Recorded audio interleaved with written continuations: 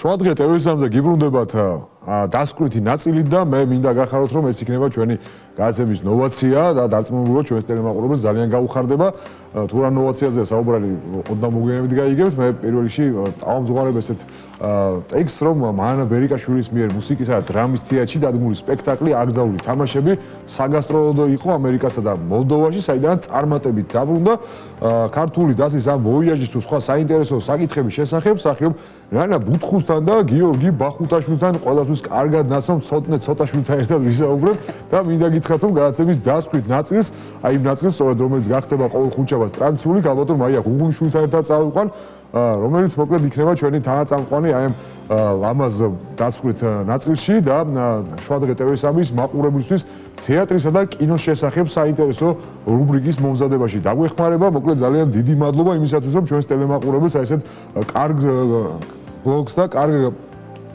დასკვნით ნაწილს უმზადებთ დარწმუნებული ვარ ძალიან ბევრს გაუხარდება და დაელოდება სწორედ თქვენი ხათრით გადაცემის სველობას და დასკვნით ნაწილს პირველ რიგში მოდი მაიას გადავცეთ სიტყვა და მაიას უთხრათ ზოგადად რამდენად საინტერესო წარმოგიდგენია ჩვენი გადაცემის აი ეს ბოლო ესამედი საინტერესო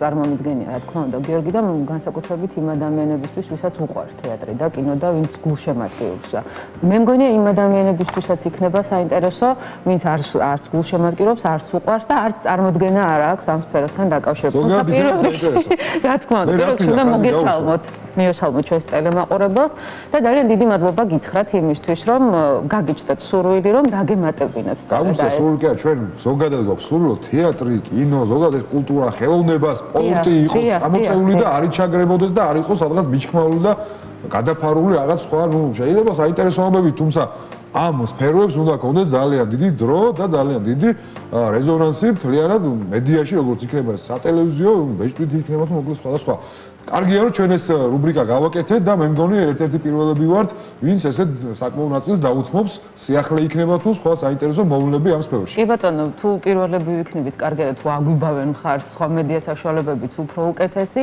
ჩვენ ნამდვილად არ გვეწყინება ასე ვთქვათ კონკურენტუნარიანები ნამდვილად ვიქნებით და მე ძალიან დიდი მადლობა მინდა უთხრა ჩვენ სტუმრებს, რომლებიც არიან ჩვენი პირველი გადაცემის სტუმრები და იცი რა რაღაც ნიშანდობლივია რომ სწორედ გიორგია დღეს გადაცემის სტუმარი, ნანა ჩემთვის უსაყვარლესი მსახიობია, მაგრამ შესაძლოა გიორგის დღეს ბევრი ტელემაყურებელი სწორედ სერიალიდან იცნობს. თუმცა მე მიმაჩნია რომ გიორგი მაპატია თუ ხა არ მინდა რომ პირფერობაში ჩავამერთოს, მაგრამ არის ძალიან კარგი და ნიჭიერი მსახიობი თეატრში და სცენაზე, ასე რომ ძვირფასო ტელემაყურებლებო აუცილებლად იარეთ თეატრში, იარეთ მუსკომედიის თეატრში, თავისუფალ თეატრში, სადაც ამ ადამიანს ნახავთ აბსოლუტურად სხვა ამპლუაში და რაკურსში. რაც შეეხება ჩვენს თემას, ეს არის მუსიკისა და დრამის თეატრის საერთაშორისო წარმატება. აკრძალული თამაშები, ასე ვთქვათ. დიახ, ბატონო, აკრძალული თამაშები, თუმცა ამ შემთხვევაში ჩვენ გვაქვს არა მხოლოდ აკრძალულ თამაშებზე დღევანდელი თემა, არამედ კარმენზეც, რომელშიც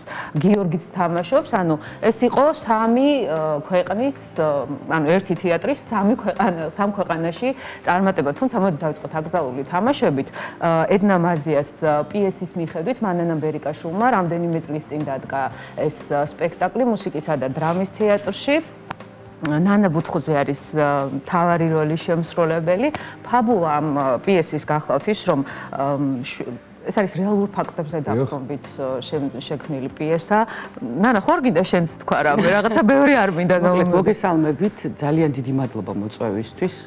და მოხარული ვარ რომ ესეთი რუბრიკა თქვენს ეთერში ხო კარგი ინიციატივაა არაჩვეულებრივი და რაც უფრო მეტი პოზიტივი იქნება და ძალიან რაღაც დადებითი ჩვენს მარტო სკანდალები, მარტო ის რომ იგივე კულტურაში თუ აი ვიღაცის ხელმძღვანელობამ არ შეუშვა მეორე ხელმძღვანელობა დარბაზში და იქ გამაგრდა და იქ რაღაცა დაპირისპირდა. აღარ გვინდა ეს ამდენი სკანდალი და სპორტზე სულ იმაშხულობა ხა ეს ნაბახუზებზე მისული სპორტსმენი ვარჯიშზე არ მაინტერესებს. მოდი რა ის ბავშვი მომეცი ვიღაცა, ვინც ნიჭიერია და ვარჯიშობს და რაღაც ერთგულები დადის. მსახიობებისთვისაც და ხელოვნების წარმომადგენლებისთვისაც დიდი სტიმულია, როდესაც ინტერესდებიან რაღაცა იმ ამოღვაწარით, რასაც ჩვენ ყოველდღიურად ვაკეთებთ და თესავთ და მე მგონი რომ დიდი სტიმულია და მადლობა ამისთვის. და ბევრს რა თქმა უნდა აინტერესებს და ეს უნდა კონკრეტულად ნახოს. გულობენ ხო არიციან ინფორმაციული. ცოტა გითხარი სიმართლე.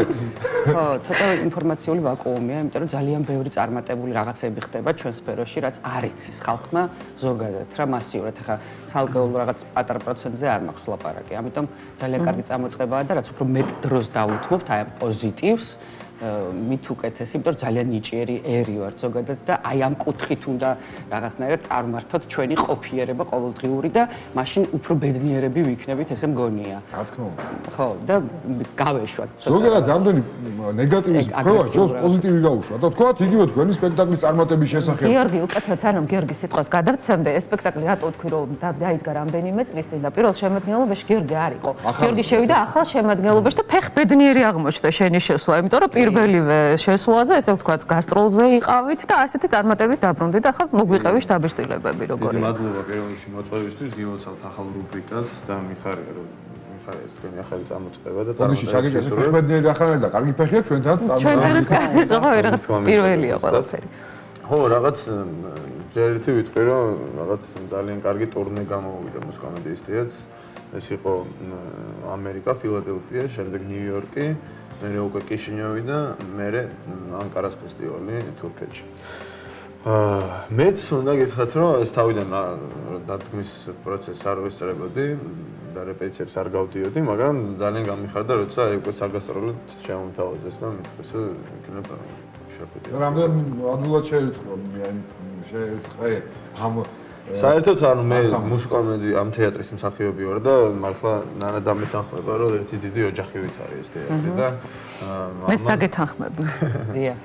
და ამან ძალიან შემიწყო ხელი რა თქმა უნდა, ჩემი მეგობრები ვინც თამაშობდნენ ამ როლს ჩემამდე, იგივე ნანა სხვები, ვინც დაკავებულები არიან ამ სპექტაკლში, როჩი დამიდგნენ და არასდროს ერთად. და გიორგის გარდა სხვა მსახიობიც, შენს გარდა კიდე ერთი მსახიობი შემოემატა, მე მგონი, ხო? რაღაცა ნიკუშა ნამიტაშვილი, მოზარდ მაყურებელთა თეატრის მსახიობია და ესე ხუთკაციან სპექტაკლში ორი ახალი არაჩვეულებრივად არაჩვეულებრივად შევიდნენ გადასარევად მე ძალიან კმაყოფილი ვარ ბახო და გიორგი თან სხვათა შორის ორ-ორი როლის თამაში გიწევთ თქვენ ესეც მინდა რომ აღვნიშნოთ ხო ორ-ორი როლის თამაში გიწევთ თითოეულს ანუ გარდა იმისა რომ ხართ თქვა შენ შემთხვევაში ეს არის თვითონ სხვერპლი პატარა გოგო რომელიც გააუპატიურეს ძალადობის თემა ასე ვთქვათ რომელიც ყოველდღიურად არის ჩვენს ცხოვრებაში და არ არის უცხო რა მნიშვნელობა აქვს ფიზიკურად გაგაუპატიურებენ თუ მორალურად რა მნიშვნელობა აქვს ან მორალური გაუპატიურების თემაც არის ამ სპექტაკლში და ძალიან ბევრი ისეთი ნიუანსებია რომელიც გასათვალისწინებელია ყოველი ჩვენთაგანისთვის და დასაფიქრებელია როგორ ვიცხოვროთ, როგორ არ ვიცხოვროთ, რა შეიძლება, რა არ შეიძლება, ბევრი რაღაც დაუწერელი კანონები, დაწერილი კანონები, ამას არ აქვს მნიშვნელობა. მოკლედ ვარ პატარა გოგო, რომელიც გაუპატიურეს და ასევე პარალელურად ქალი, უკვე ზრდასრული, რომელიც ამ გოგოს უფლებებს იცავს.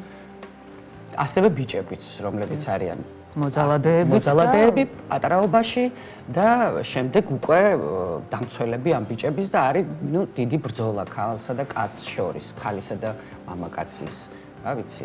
ბრძოლა. უნდა გითხრათ, რომ ეს ნანამ როგორც თქვა ეს ამბის მიხედვით რაღაც ფაქტი ხდება და შემდეგ მიდის სასამართლო ამ ფაქტის გარშემო და უნდა გითხრათ, რომ მე როდესაც არ ვთამაშობდი ამ სპექტაკლში, აი მაყურებლის ამპლუიდან მინახავს ეს სპექტაკლი და მაშინ სწორედ ესეც იყო დადგმული, თუ კიდე შენ მოყევი, რომ შემდეგ მაყურებელი ძალიან დიდი ხანი რჩებოდა ხოლმე დარბაზში და მიდიოდა ხოლმე განხილვა ამ ფაქტის, როგორც სასამართლო პროცესის, ასევე ვინ დამნაშავეა, ვინ და ძალიან საკმაოდ დიდი რეზონანსი და ხო, ამ სპექტაკლის მერე იყო განხილვა, რომ მაყურებელი რჩებოდა და ჩვენ უკვე შემდგომ განვიხილავდით, ვინ არის დამნაშავე, ვინ მართალი, ვინ როგორ, რანაირად, ანუ ძალიან ისეთი თემა იყო რა, ანუ საინტერესო ჩემთვის აი რამდენად გასაგები იყო ეს თემა და ეს სპექტაკლი იგივე საზღვარგარეთის მაყურებლისთვის და მათ რამდენად კარგად გაითავისეს ეს შინაარსი რაც იდო აი ყველაფერში.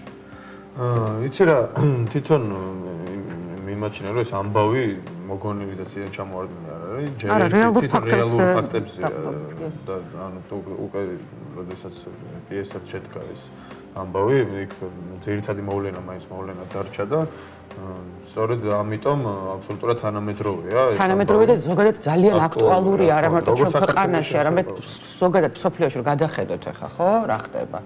ეს მუდმივი თემაა რა ძალადობის თემა. და რა შემოქმედება მათთვისაც იგივე რა თქმა უნდა, რეაქცია ძალიან ისეთი. ხო. მოდი ისიც უნდა აღვნიშნოთ, რომ ეს ავტორი არის ებრაელი. მე ისიც ვიცი რომ ებრაული პიესაა და სპეციალურად ითარგმნა საქართველოს ეს ბატონმა დავით დოიაშვილმა მუსიკის და დრამის თეატრის ხელმძღვანელმა ჩამოუტანა ქალბატონ მანანას და თხოვა რომ დაედგა მის თეატრში და ითარგმნა სწორედ აი ამ თეატრისთვის და როგორც ვიცი სწორედ ებრაული საზოგადოების მიერ იყო ეს გასტროლებიც ორგანიზებული უფრო დაწვრილებით მიეძღვნა ებრაელი და ქართველი ერის მრავალხნიან მეგობრობას ეს გასტროლი და ბევრი ქართველი ემიგრანტიც ესწრებოდა ამ სპექტაკლს და ძალიან შეხვედრა მათთან არაჩვეულებრივი ამაღელებელია და ძალიან ამაღელებელი განსაკუთრებით მათთვის იყო ეს ამაღელებელი იმიტომ რომ მათთვის ეს ქართველებთან რაღაცა ქართულ სიტყვას ეს თქვენ როდესაც იგივე ზომით რომ აი ქართველებს მონატრებული ადამიანი ამდენი სიყვარულის სავსე თვალით თქვენ შემოყურებდა და ხო რა თქმა უნდა ორმაგად სასიამოვნოა ორმაგად ძალიან სასიამოვნოა აბსოლუტურად ყველა იწოლს იმას რასაც აწვდის სერიდან იმიტომ რომ დიდი ხნის მონატრებული ემიგრანტები არიან, რომლებსაც რატომღაც მოუხდათ ესე წასვლა და იქ მოღვაწეობენ და ძალიანაც უნდათ რომ ალბათ თავენ სამშობლოში იმოღვაწეონ, მაგრამ რატომღაც არ გამოდის, რატომ არ გამოდის ეს უკვე სხვა თემაა. ესაც ერთგვარი ჩემთვის პირადად ძალადობის თემაა რა. კინოული ემოციური თემა რა თქმა უნდა. არა მარტო ქართველი ემიგრანტები, ადგილობრივი მაყურებელიც ესწრებოდა, რომელსაც კიდე რაღაც თავის ამინტერესებს მაყურებელი და ბარემ ამ თემაზე მინდა ერთი შეკითხვა დავსო. ზოგადად კულტურა საქართველოსა და საზოგადოების მაყურებელს შორის ხა ბევრი საუბარი მიდის იგივე სპორტის კუთხით შემიძლია ვთქვა რომ როდესაც საქართველოს იცნობდნენ და ქართულ გულშემატკივარს იცნობდნენ ყველაზე მაღალი ინტელექტის მქონე გულშემატკივრად იგივე სპორტში დღეს სამწუხაროდ ძალიან დაბალ დონეზეა ეს გულშემატკივრის კულტურა დასული თეატრშიც ვიცი რომ ბევრი პრობლემაა იგივე ამ კუთხით და ბევრჯერ დაუჭირვიათ მსახიობებს რომ ლაზერს კონათემენ ხოლმე ხანდახანო სახეში ესეთი არა ეს აღარ ხდება ხო ადრე იყო კარგია რომ აღარ ხდება თუმცა მაინც დონე როგორია ტელევიზიის მაყურებლის სცენიდან როგორ ჩანს შეფასება მოდი ეს მაყურებლის შეფასება არის თუ არა განსხვავება და ზოგადად ჩვენ მაყურებელზეც რა ესეთი ის გავაკეთოთ მე უნდა ვთქვა რომ საქართველოში საკმაოდ კარგი მაყურებელია ვინც დადის თეატრში ну არსებობს რა თქმა უნდა კატეგორია რომელიც საერთოდ არ მოდის თეატრში მაგრამ ჩემი აზრით თეატრის მოვალეობაც ეს არის რომ სწორედ ის მაყურებელი უნდა მოიყვანოს და ვისაც უყვარს და ვისაც ვინც არასოდეს არ ყოფილა რაღაცნაირად უნდა მოიყვანო თეატრში და სულიერი საზრდო და უნდა მისცეო ერთგვარი თერაპია კულტურული თუმცა კიდე რას ვამბობ ესე იგი ის მაყურებელი რომელიც დადის თუნდაც სტაბილურად თუნდაც ახალი ხო რა მსუბა აი განსხვავება თუ იყო რაიმე საზოგადოების პუბლიკასა და ჩვენს ადგილობრივ მაყურებელს შორის. ვიცი რა ალბათ უნდა გამოყო ინტერესი რომელიც აი ჩვენთანაც ახლა ხო არსებობს საერთაშორისო ფესტივალები საქართველოში სადაც ჩამოდიან ხოლმე უცხოელი დასები და გვაინტერესებს ნუ იქ ჩვენ თანამედროვეთ რა ხდება ვისაც აინტერესებს ის მიდის და არის შესაბამისად მათგანაც გრძნობს ძალიან დიდი ინტერესი აი რა ხდება საქართველოში რა დონეზეა თეატრი კულტურა და ასე შემდეგ და შემდეგ სპექტაკლის მერეც იმართება ხოლმე ესეთი საუბრები და ინტერესდებიან ხოლმე აი მარაკი მაყურებელზე ვსაუბრობ თუ მოგეცათ საშუალება რომ სპექტაკლის მერე შევხედროდეთ იგივე თუნდაც ქართველ ემიგრანტებს იმიტომ რომ მათთვის ძალიან ძვირფასია მათი თანამომავლობის შეხვედრა იქ შორს თავის ქვეყნიდან ну შევხვდით სპექტაკლის მერე ძალიან ბევრი ოვაციები იყო ძალიან დიდი სიყვარული ვიგრძენით მათგან და ძალიან მაღალი შეფასებები მოგწეს ასე ვთქვათ ძალიან მოეწონათ ის რაც ვითამაშეთ რაც გავაკეთეთ მათთვის და სურვილები გაჩნდა რომ უფრო მეტად უფრო ხშირად ჩავიდეთ უფრო მრავალფეროვანი რაღაცა სპექტაკლებით და ყოველთვის მზად არიან რომ მოვიდნენ და ვნახონ და უფრო ფართო მასშტაბი მივცეთ ამის ყველაფერს ამისთვის სურვილი გამოითქვა და ეს თვალები და ეს რაღაცნაირი სიყვარული არასოდეს არ დამავიწყდება მარტო ამისთვის ღირდა ეს ყველა თითო ჯერ ვითამაშეთ ქართველებმა იხუმრეს რომ ამის შემდეგ რამე კომედია ჩამოგვიტანეთ ნუ ეს ცოტა მძიმე თემა იყო ნუ მაინც დამძიმება გვინდა არა ნუ ხო ეს ცოტა მძიმე თემა იყო ანუ მრავალფეროვანი ხო ნუ კომედია იქ შეიძლება მიუზიკლითაც ხო იყვნენ ახლა გაყრეთაც იყვნენ ამერიკაში შარშან იყვნენ ის სულ სხვა ჟანრია, ეს სულ სხვა ჟანრია, ასე ვთქვათ და რა ვიცი, ამითაც კმაყოფილები არიან, იმითაც ზოგადად საზღვარგარეთ ყოველთვის კმაყოფილები არიან და ერთადერთი სხვაობა რაც არის ვთქვათ მაყურებელთა შორის, ქართულსა და ვთქვათ უცხოელ მაყურებელს შორის არის ის, რომ ქართველი მაყურებელი ძალიან კარგი მაყურებელია და ჩემთვის ყველაზე მნიშვნელოვანია მათი შეფასება. მიუხედავად იმისა, რომ ისიც ძალიან მნიშვნელოვანია საზღვარგარეთ როგორ შეგაფასებენ, მაგრამ ჩემი პირადად ჩემი ქართველი მაყურებელი ყველაზე ისეთია. იმიტომ რომ ძალიან მკაცრია ქართველი მაყურებელი. უმკაცრესი. იქაც არიან მკაცრები, იქაც ისე გაფასებენ, რაც არ მოწონს თქვათ, მაგრამ ერთადერთი სხვაობა არის ის, რომ ქართველი მაყურებელი არ არის ისეთი გულახდილი შეფასებაში და თქვათ გამოხატულებაში, როგორი გულახდილიც არის საზღვარგარეთ. ანუ ის მოვა პირდაპირ გეტყვის, აი რაღაც ქართველს ცოტა მიკერძოებულობა ახასიათებს და არ არის ბოლომდე გახსნილი. არ ვიცი ეს რატო ხდება. ანუ ცოტა კიდე დაგვიკონკრეტე რა, უფრო მაინც რა თქმა შეიძლება ამას. ნუ თუ რაღაცა ძალიან მოწონს ქართულ მაყურებელს, ხო? ცოტა შეზღუდულად გამოხატავს. თუ მოწონს მაინც? ხო. აი ოდნავ შეზღუდულად გამოხატავს. საინტერესოა გიორგი რა სიტყვის, ეხლა მით უმეტეს ის ტელესახეც გახდა, ხო? ტელესერიალის გმირი და ამ შემთხვევაში ხშირად არის ხოლმე ხო ქუჩაში. შემჩნეული მაქვს რა, იცით რომ ბოდიში გაწყვეტინებ, შემჩნეული მაქვს ის, რომ რაც უფრო მეტად მოწონს რაღაც ქართულ მაყურებელს, ხო? უფრო შეზღუდულად გამოხატავს. აი, რაღაცნაირად და ნუ აი ერთადერთი მაგით ხვდები, რომ ნუ ესე იგი ну, უფრო ისე მიდის ხოლმე თქმა კურსში, რომ ძალიან მაგარი იყო. აი ესე რომ გახსნილად არავინ არ საუბრობს, რატო არა? დეფიციტია როგორ არის. რაც დავეთანხმონანას, იმიტომ რომ ბევრჯერ მიგვიზნე თუნდაც ეხლა ბატონმა დავით დოიაშვილმა ახალი სპექტაკლი გააკეთა ჩვენ თემის კომედიის თეატრში, მაქსიმ გორკის ფსკერზე და ჯერჯერობით სულ ანშლაგებია და ოვაციები და ასე შემდეგ და ხო, ნანა კიდე საუბრობს ალბათ რაღაც კატეგორიაზე მაყურებლების. ანუ კატეგორია, ხო, ნუ ისეთ შეფასებაზე თქვათ, რასაც კიშინევში იყო, ხო? იქ იყვნენ თეატრმცოდნეები, კრიტიკოსები და ისეთი სერიოზული შეფასებლები. მე არ ვამბობ ხალხზე საზოგადოებას. ეხლა მე ზოგადად ნამდვილად ვერ ვიქნები და ნუ მოყვარული ნამდვილად ვარ და ეხლა როდესაც მქონია ის განცდა, რომ მართლა ძალიან მომწონებია და აი მართლა ძალიან მაგარია რომ ვიტყვით, აი დომები რომ არ გავსულიყავი, მართლა ბოლო გავდიოდ თეატრის დარბაზიდან და აი ნუ აში ოვაციები რა თქმა უნდა და რაღაც გული და სულით მინდოდა რომ მეგზნობინები რომ ძალიან მაგარი იყო რა. არ ვიცი აი რომ შემძლეოდა ავიდეო ჩავეხუტებოდა. იმის გამო რომ მე უფრო პროფესიონალურ შეფასებებს მე მივხვდი რასაც გულისხმობს ნანა. დაუშვათ მეც ამ პროფესიაში მოვაწევებ, ძალიან იშვიათად ხდება ხოლმე რომ რაიმე ემოციური გავლენა მოახდინოს ჩემზე ან სპექტაკლმა ან ფილმმა.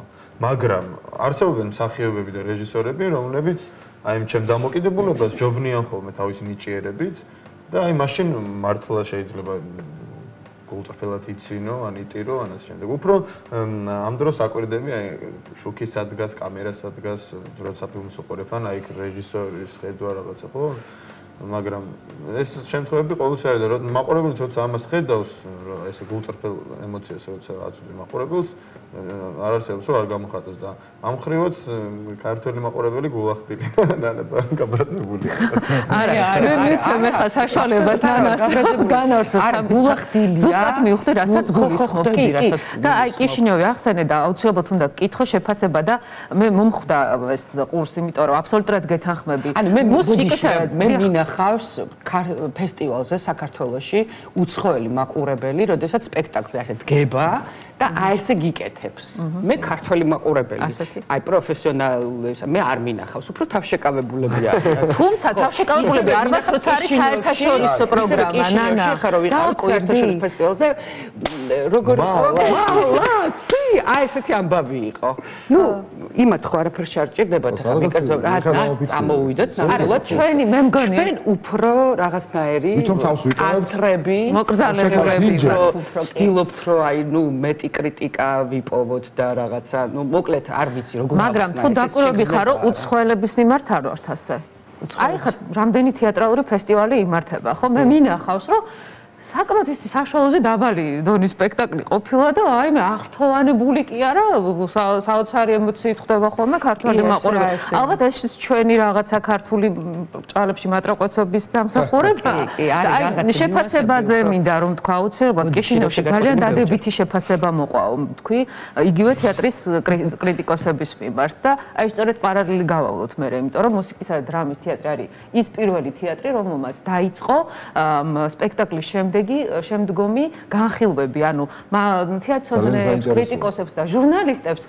საშუალება ეძლევათ, რომ ჩვეულებრივ მაყურებელსაც, მაგრამ ძირითადად ეს შეიძლება იყო ხოლმე დახურული ჩვენება არის, როდესაც თქვათ იმართება სპეციალურად აი ამ მაყურებლისთვის. და მე არის ხოლმე იგღია განხილვა ამ სპექტაკლის და მე მივხვდი რომ სწორედ აქეთკენ წავიდა რა ქვია ნანა რომ იქ ხშირად უფრო უარყოფით მხარეებზე ამოხილება ხოლმე ყურადღებას ვიდრე თქვა დადებითზე და ამ შემთხვევაში აი თქვა კიჩინევში მოხდა ის რომ იყო მალაცი ოღონდ ხორამ ანუ ერთხმად იყო რომ აი ნუ ძალიან მოეწონათ რა და მეორე დღეს იყო განხილვა სპექტაკლის, სამი სპექტაკლი განიხილეს, ერთ-ერთი იყო ჩვენი და მე არ ვიცი, შენიშვნა არ მოუწიათ. ილაპარაკეს მხოლოდ კარგი, როგორც რეჟისურაზე, ისე სცენოგრაფიაზე, ისე არტისტების შესრულებაზე და ისეთ ნიუანსებში და ისე პროფესიონალურად და ისე დეტალებში განიხილეს. ანუ მაგრაზე არის. ძალიან აზე არის. ისე დეტალებში განიხილეს, რომ ძალიან პროფესიონალი. არა. თულა არავინ არაფერს არ გეტყვის. პროფესიონალებისგან და უნდა ვთქვა, რომ ამ ფესტივალს ჟიურიში იყო ძალიან ცნობილი თანამედროვე თეატრმცოდნეები, რომლებიც წერენ არა ლოკალურად, აი მსოფლიო პრესისთვის.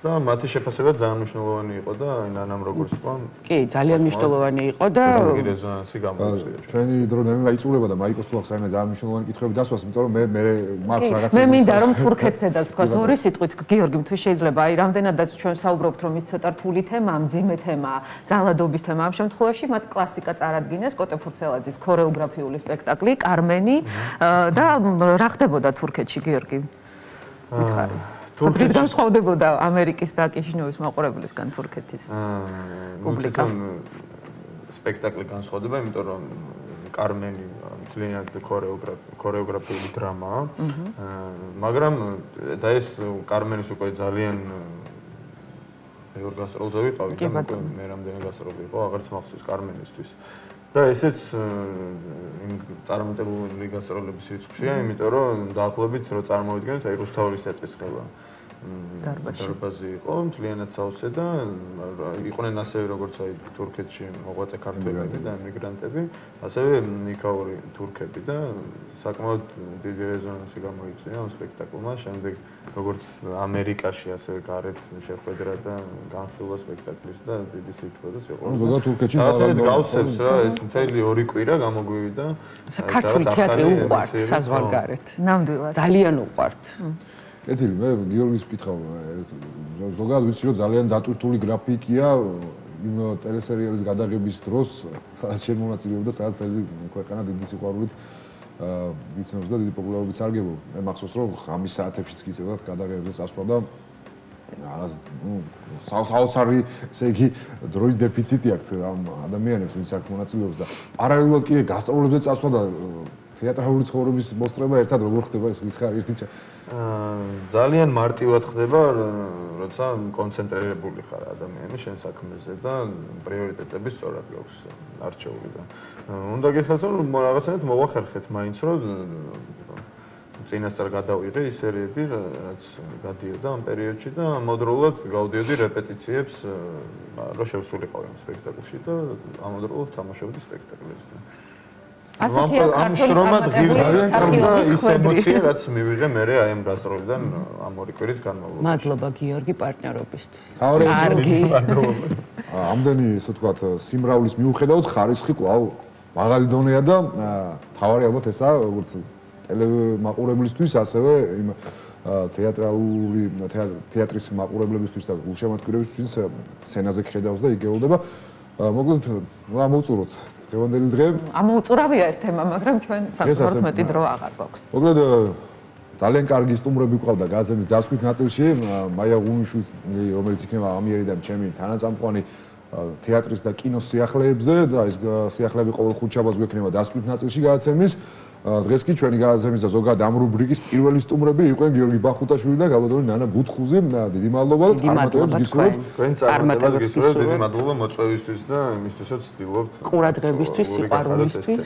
ძალიან დიდი მადლობა. მე შეიძლება კიდევ ერთ მადლობას ვიტყვი აი ამ თეატრის მიმართ, იმიტომ რომ მართლაც გამორჩეული კოლექტივი ყავს.